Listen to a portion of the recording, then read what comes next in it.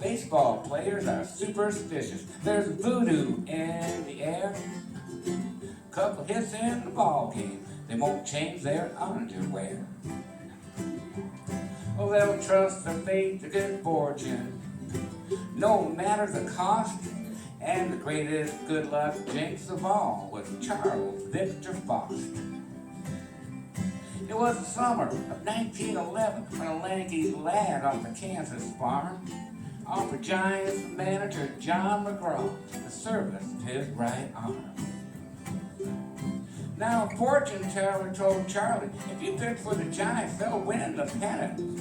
So McGraw gave the kid a tryout. His ability soon became apparent.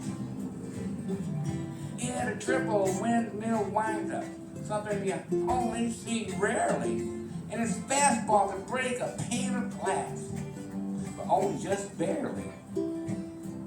Well, McGraw had run the bases in his Sunday suit coat and tie, flopping on one ear or the other each time that he would slide. Like an ice truck with the doors wide open, he slid into third, all the grace of falling off a trolley car back. Well, McGraw let him sit on the bench that day. Sure enough, the Giants won. And just like that, he gave Charlie a uniform to try on. Well, the Giants went on a hot streak, winning 8 games out of 10. Charlie behind the right field fence, warming up in the bullpen.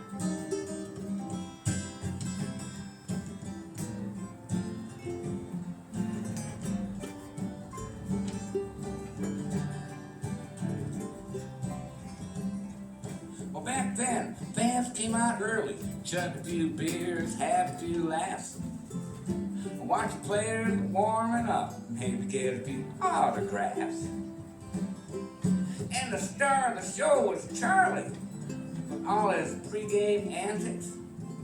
He even had his own cheering section, the Kansas Zephyr Fanatics.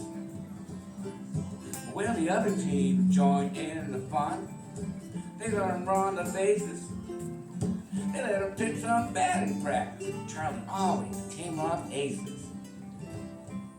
Why, even the legendary Honus Wagner couldn't buy a hit off the kid.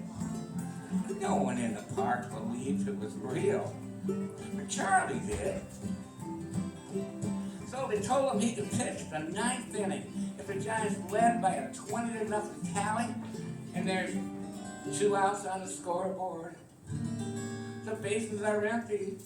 The pitcher's coming up the bat. They're bringing Charlie to stop the rally.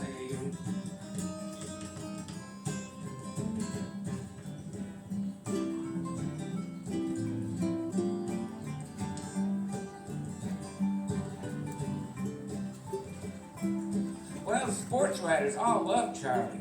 Then chronicled his daily escapades. It wasn't long before Broadway called Charlie to the vaudeville stage.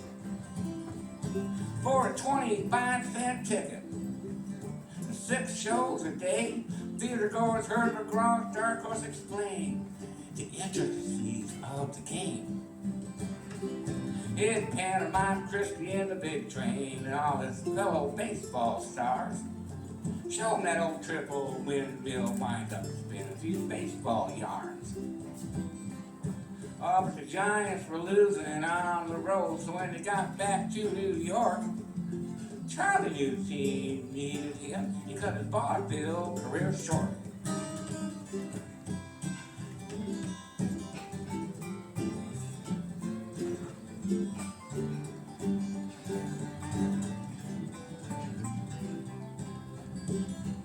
Well, the Giants went on to win the pennant. Charlie was the reason why.